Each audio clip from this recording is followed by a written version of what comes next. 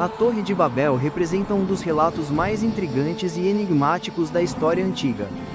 Mencionada no livro de Gênesis, essa construção monumental tornou-se símbolo da ambição humana e da intervenção divina. Mas o que realmente aconteceu naqueles dias distantes? Como uma estrutura tão imponente chegou ao seu fim? Prepare-se para uma jornada detalhada através do tempo, onde cada momento será reconstituído com base em textos antigos, descobertas arqueológicas e análises históricas. O contexto histórico. A planície de Sinear. Nossa história começa nas vastas planícies da Mesopotâmia, região conhecida biblicamente como Sinear, situada entre os rios Tigre e Eufrates. Após o grande dilúvio relatado nas Escrituras, a humanidade começou a se multiplicar novamente. Os descendentes de Noé espalharam-se pela terra, mas um grupo específico decidiu estabelecer-se nessa região fértil. A Mesopotâmia era o berço perfeito para uma civilização florescente. O solo era rico, a água abundante, e os recursos naturais permitiam o desenvolvimento de técnicas avançadas de construção. Foi nesse cenário promissor que surgiu uma ideia audaciosa: construir uma cidade com uma torre que alcançasse os céus. Naquele tempo, toda a humanidade falava uma única língua. Essa unidade linguística facilitava a comunicação, o planejamento e a execução de projetos grandiosos. Não havia barreiras de entendimento, e as pessoas podiam coordenar seus esforços com eficiência impressionante. A decisão de construir, ambição e motivação. Os habitantes de Sinear reuniram-se em conselho. Suas motivações eram múltiplas e complexas. Primeiro, desejavam fazer um nome para si mesmos, estabelecer uma reputação que atravessaria gerações. Segundo, queriam evitar serem dispersos pela face da terra, mantendo-se unidos em um único lugar poderoso. A ideia da torre era particularmente ambiciosa. Não seria apenas uma estrutura alta, mas um símbolo de realizações humanas que tocaria os céus. Alguns estudiosos sugerem que havia também motivações religiosas ou astrológica. Torres semelhantes na Mesopotâmia, conhecidas como zigurates, serviam como templos e observatórios. O projeto foi aprovado com entusiasmo. Milhares de pessoas comprometeram-se com a construção. Arquitetos, engenheiros, trabalhadores braçais e administradores organizaram-se em uma força de trabalho sem precedentes. O sonho compartilhado unia todos em propósito comum: a tecnologia de construção. Tijolos e betume. Os construtores da Torre de Babel não dispunham de pedra natural em abundância nas planícies mesopotâmicas. Por isso, desenvolveram uma solução engenhosa: fabricariam seus próprios materiais de construção. Disseram uns aos outros: vamos fazer tijolos e queimá-los completamente. O processo de fabricação de tijolos era meticuloso. A argila era extraída das margens dos rios, moldada em formas retangulares uniformes e deixada para secar ao sol. Posteriormente, os tijolos eram queimados em fornos de alta temperatura, tornando-os extremamente duros e duráveis. Essa técnica representava tecnologia de ponta para a época. Como argamassa, utilizavam betume, uma substância asfáltica natural encontrada em depósitos na região. O betume era superior à lama tradicional porque oferecia impermeabilização e maior resistência. Quando aquecido, tornava-se maleável, permitindo uma aderência excepcional entre os tijolos. A combinação de tijolos queimados e betume criava estruturas notavelmente sólidas. Arqueólogos modernos descobriram que construções mesopotâmicas antigas feitas com esses materiais permaneceram intactas por milênios, testemunhando a eficácia dessas técnicas. A construção da torre. Um projeto monumental. A construção começou com grande fanfarra. Os primeiros tijolos foram assentados com cerimônia solene. A base da torre era imensa, possivelmente medindo centenas de metros de cada lado. Camada após camada, a estrutura começou a se elevar acima da planície. Milhares de trabalhadores organizavam-se em turnos. Alguns fabricavam tijolos continuamente, outros transportavam materiais, enquanto equipes especializadas realizavam o assentamento. Rampas espirais ou sistemas de roldanas primitivas ajudavam a elevar materiais para níveis cada vez mais altos. O design provavelmente seguia o padrão dos zigurates, uma estrutura em degraus, com cada nível menor que o anterior, criando uma pirâmide escalonada. No topo, planejavam construir um santuário ou plataforma de observação que literalmente tocaria as nuvens. Meses se transformaram em anos. A torre crescia implacavelmente. Vista de longe, já dominava a paisagem, um testemunho impressionante da capacidade humana. As pessoas olhavam para cima com orgulho, vendo seu sonho materializar-se tijolo por tijolo. A cidade ao redor da torre também prosperava. Casas, mercados, armazéns e oficinas espalhavam-se pela planície. A população crescia constantemente, atraída pela promessa de participar de algo verdadeiramente histórico. A observação divina, o ponto de virada enquanto os humanos construíam incansavelmente, o relato bíblico descreve um momento crucial. Deus desceu para ver a cidade e a torre que os homens estavam edificando. Essa linguagem antropomórfica sugere uma avaliação cuidadosa da situação. A observação divina revelou preocupações específicas. A humanidade, unida por uma língua comum, demonstrava capacidade ilimitada de realização. O texto sugere que, nada do que intentarem fazer lhes será impossível. Essa não era necessariamente uma celebração, mas um reconhecimento de potencial não controlado. A questão central não era apenas a altura da torre, mas a atitude por trás dela. Os construtores buscavam estabelecer-se independentemente, criar um monumento à autossuficiência humana, desafiando potencialmente a ordem estabelecida da criação. Havia também a questão do mandato original dado à humanidade: espalhar-se pela terra e povoá-la. Ao contrário, essas pessoas concentravam-se em um único lugar, contrariando o plano divino para a diversificação e distribuição da população humana. A decisão da confusão, estratégia divina. Deus declarou: vamos descer e confundir a língua deles, para que não entendam mais uns aos outros. Essa decisão representa uma intervenção direta e estratégica, não através de destruição física violenta, mas através da fragmentação da comunicação. A escolha do método é fascinante. Em vez de enviar fogo, enchente ou terremoto para destruir a torre fisicamente, a intervenção foi sutil, porém devastadoramente eficaz. Atacando a capacidade de comunicação, o projeto seria interrompido de dentro para fora. Alguns estudiosos interpretam isso literalmente como criação instantânea de múltiplas línguas. Outros sugerem um processo mais gradual de divergência linguística acelerada. Independentemente da mecânica exata, o resultado foi inequívoco. A unidade linguística que permitia a cooperação massiva foi fragmentada. O momento da confusão, caos na construção. Imagine o cenário: uma manhã comum no canteiro de obras. Milhares de trabalhadores chegam para seus turnos, prontos para continuar o trabalho do dia anterior. Os supervisores começam a dar instruções como sempre faziam. Mas algo está terrivelmente errado.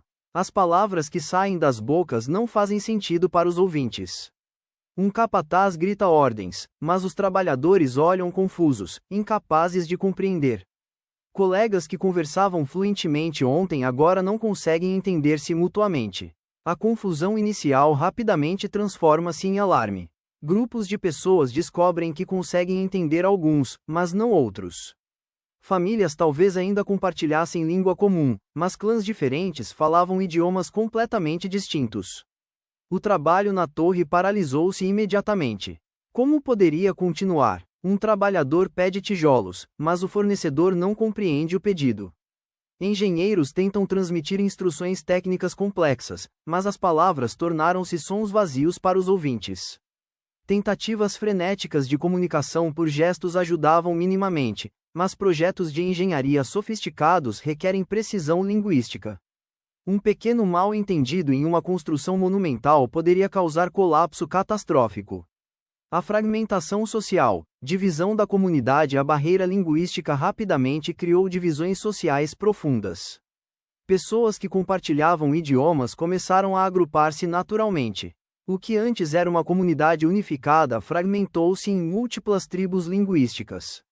A frustração era palpável. Amizades foram rompidas pela impossibilidade de comunicação.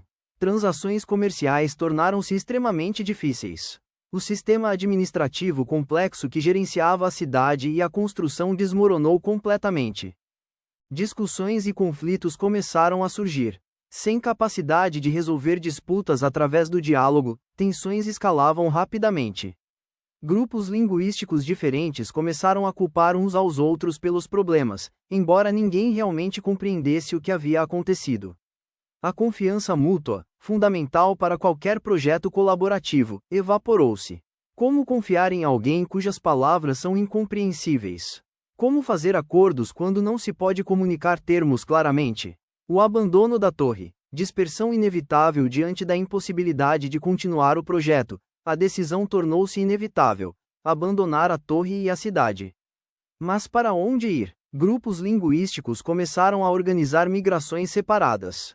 Aqueles que falavam a mesma língua reuniram seus pertences, suas ferramentas, seus animais. Caravanas formaram-se, cada uma partindo em direções diferentes. Alguns seguiram para o norte, outros para o sul, leste ou oeste. A dispersão que os construtores originalmente tentaram evitar tornou-se realidade. A torre ficou ali, incompleta e silenciosa. Sem manutenção, sem proteção, sujeita aos elementos. Os ventos da Mesopotâmia começaram seu trabalho de erosão. Chuvas ocasionais infiltravam-se nas estruturas. Sem reparos contínuos, a deterioração era inevitável. A cidade ao redor também foi abandonada gradualmente. Casas vazias, mercados silenciosos, oficinas desertas. O que antes era um centro vibrante de atividade humana transformou-se em cidade fantasma. A destruição física. Processos naturais. Embora a narrativa bíblica enfatize a confusão das línguas como causa primária do fim do projeto, a destruição física da torre ocorreu através de processos naturais ao longo do tempo. Sem manutenção constante, estruturas de tijolos de barro, mesmo bem construídas, deterioram-se. A Mesopotâmia, apesar de geralmente árida, experimenta chuvas sazonais. A água infiltra-se nas juntas, dissolve gradualmente o betume, e enfraquece a integridade estrutural.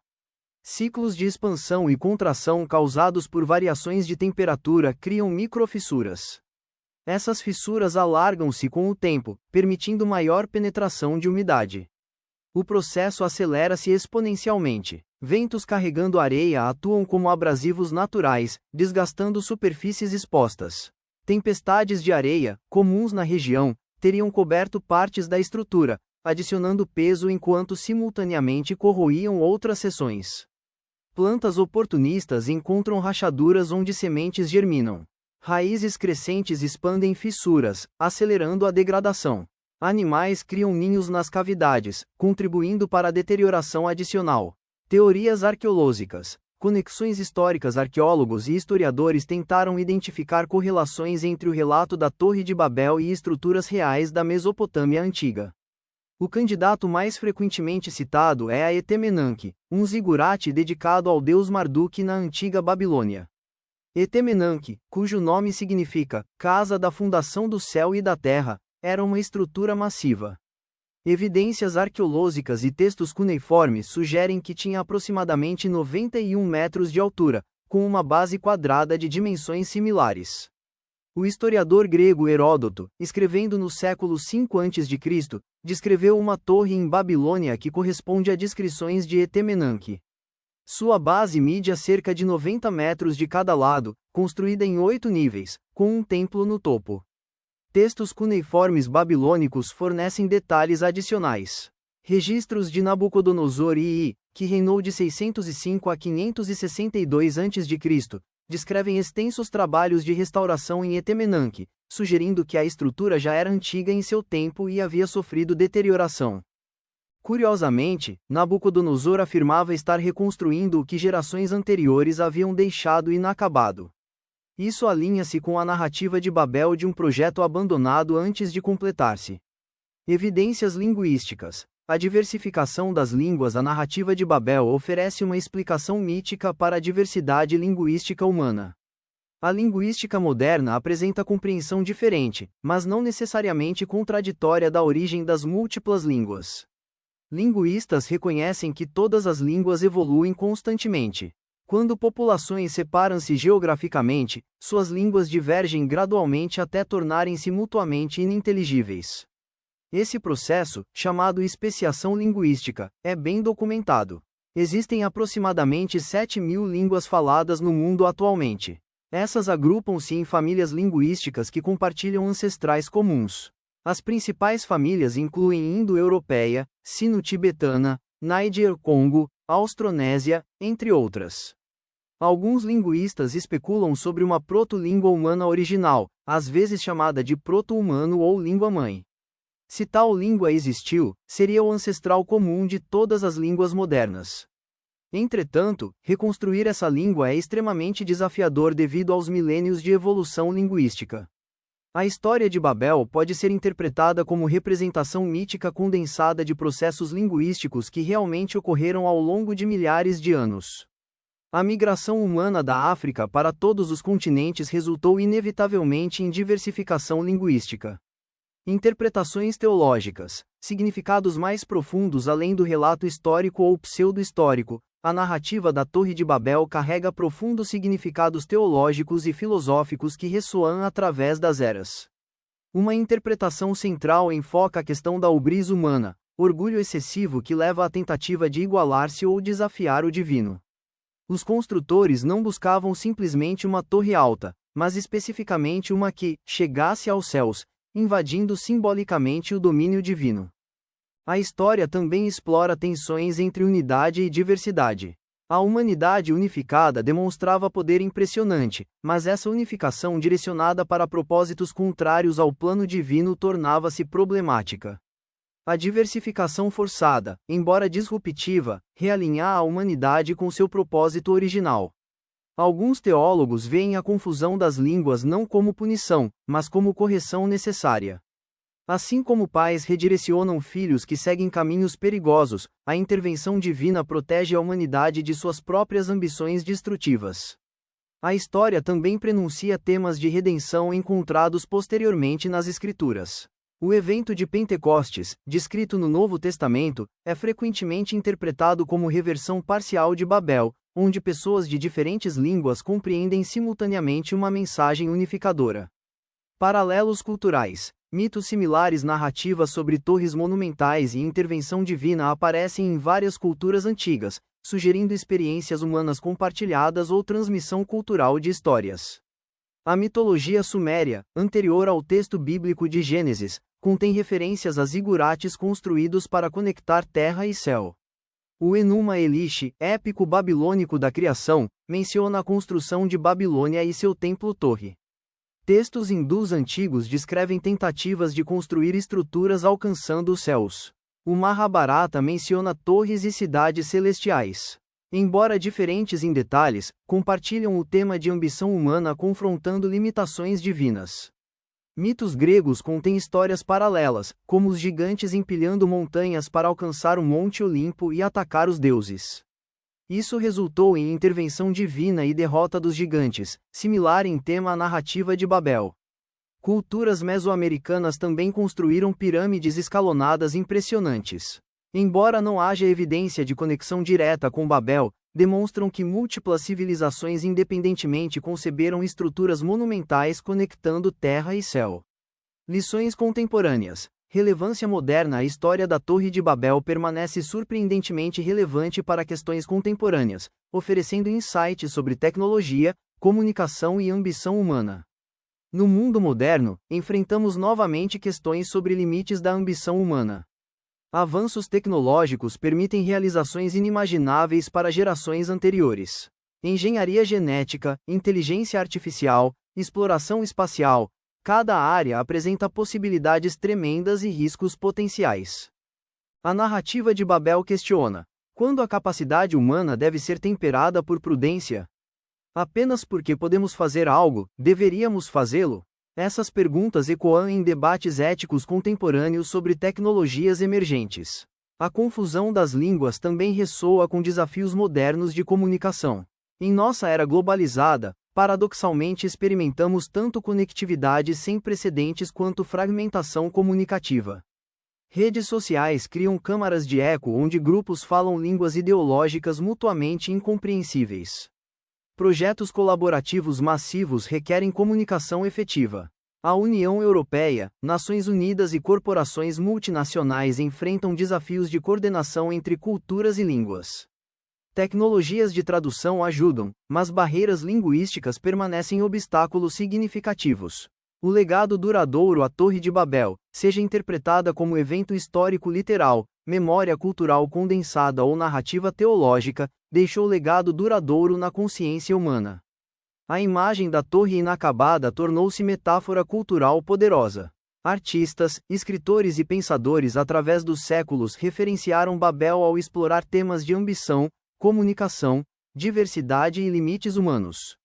Arqueologicamente, as ruínas de zigurates mesopotâmicos testemunham civilizações antigas que realmente construíram estruturas impressionantes. Embora a identificação definitiva com o relato bíblico permaneça especulativa, essas estruturas fornecem contexto tangível para a narrativa. Linguisticamente, a história de Babel continua inspirando o estudo das origens e diversificação das línguas humanas. Mesmo que a explicação literal não alinhe com linguística moderna, a narrativa capta verdade profunda sobre diversidade linguística que caracteriza a humanidade. Teologicamente, Babel permanece texto fundamental para discussões sobre relacionamento entre humanidade e divindade, limites da autonomia humana e propósito da diversidade na criação. Talvez a lição mais duradoura seja sobre equilíbrio. Ambição e inovação humanas são dons valiosos que impulsionaram progresso civilizacional. Simultaneamente, reconhecimento de limites e humildade evitam que essas mesmas qualidades tornem-se destrutivas. A Torre de Babel não foi destruída por colapso estrutural ou catástrofe natural súbita. Foi desmontada pela impossibilidade de continuar quando a fundação da colaboração, comunicação compartilhada, fragmentou-se. O projeto monumental tornou-se monumento ao que acontece quando ambição desconecta-se de propósito maior e unidade dissolve-se em confusão. Milênios depois, as lições de Babel permanecem relevantes, lembrando-nos que nossas maiores realizações dependem não apenas de capacidade técnica, mas de compreensão mútua, propósito compartilhado e sabedoria para reconhecer quando estamos construindo torres que alcançam muito alto, muito rápido, pelos motivos errados.